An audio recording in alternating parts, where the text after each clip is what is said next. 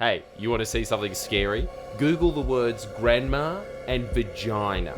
Then, pay attention to this because I'm going to show you something even scarier than that.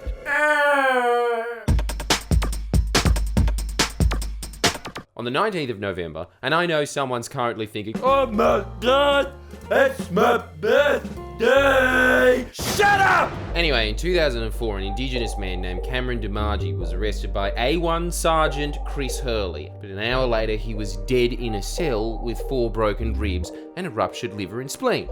Now, maybe his cellmate was an elephant. As we all know, they're not above committing crime. That's a possibility I imagine they explored in the investigation of Sergeant Chris Hurley, because on the very first day of the inquiry, Queensland State Coroner Michael Barnes was having beers with lawyers of Palm Island Council. And I know what you're thinking. Hey, I've never heard of Palm Island, so if it doesn't exist, how can they have a council?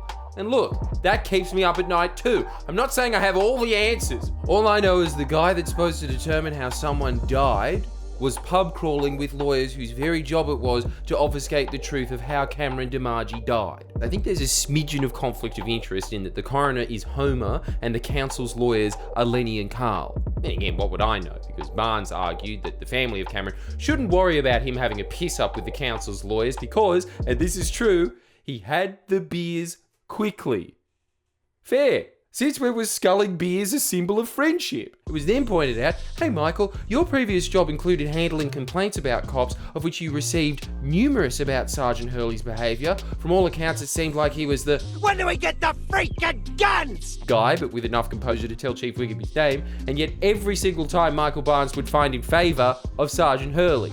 He drinks Great Northern, I drink Great Northern, hence he's a great guy. As a result, Hurley, the man, not the hat, was acquitted and continued on with the police force to have a long distinguished career of assaulting motorists and his own colleagues, which, as we all know, that is definitely behaviour you couldn't possibly imagine being replicated onto a man who was left in his custody and then mysteriously, somehow, was beaten to death.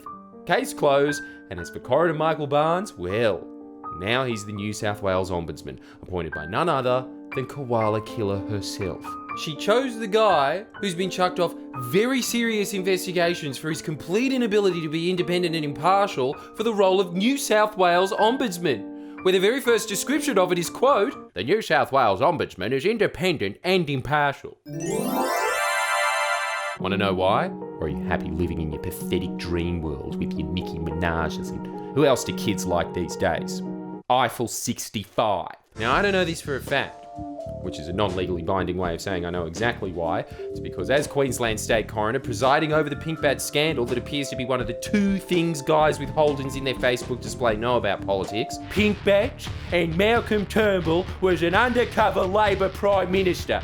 Busted, Malcolm, you union thug/merchant banker. The reason they even know about the pink bat scandal, which clearly is an OH&S issue with a few private companies, is because good old independent and impartial Michael Barnes turned it into... Yeah, but who paid the companies? That's right, Labor. Authorised by Barnsley, Master of Pub Chat. It's like he thought he worked for the Murdoch press. Oh, that's right, he actually did. Well, seeing as most of my audience at News Corp was dying, becoming a state coroner was a natural move for me. This is the man who is now in control of punishing water theft in New South Wales. So I don't know about you, but I'm starting to see why water theft goes unpunished in New South Wales, to the degree that the Liberal National Government is not only sanctioning gigalitre scale water theft, assisting their donors to do it, but also covering it up.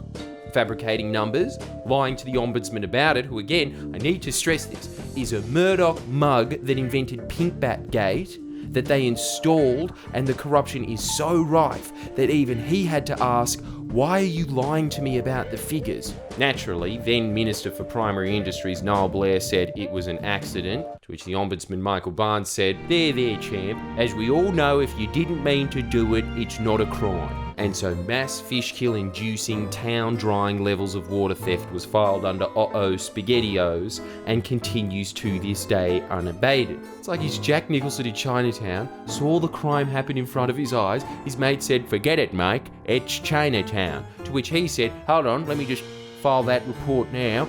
Reason for crime, it's Chinatown. Beers? That's why he's there.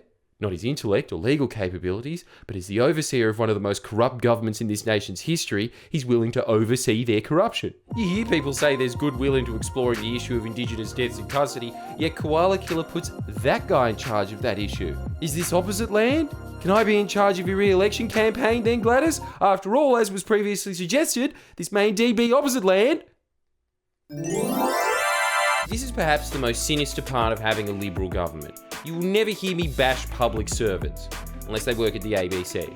But as soon as the Liberals are in, the entire point of the bureaucratic establishment is transformed from a machine whose purpose is to assist the public into little more than a tool designed to hide their crimes against you that you have to pay for. From the Ruby Princess, to the Murray Darling, to the head of the RFS lying about the fact that the RFS's budget was cut, to infrastructure reports that justify massive useless projects whose contracts always conveniently go to ex-Liberals and donors. So every time you hear the coalition say, "We're for smaller government," just translate that in your head to Liberals. Less public servants equals less potential whistleblowers. Anyway, like this video if you think that's outrageous.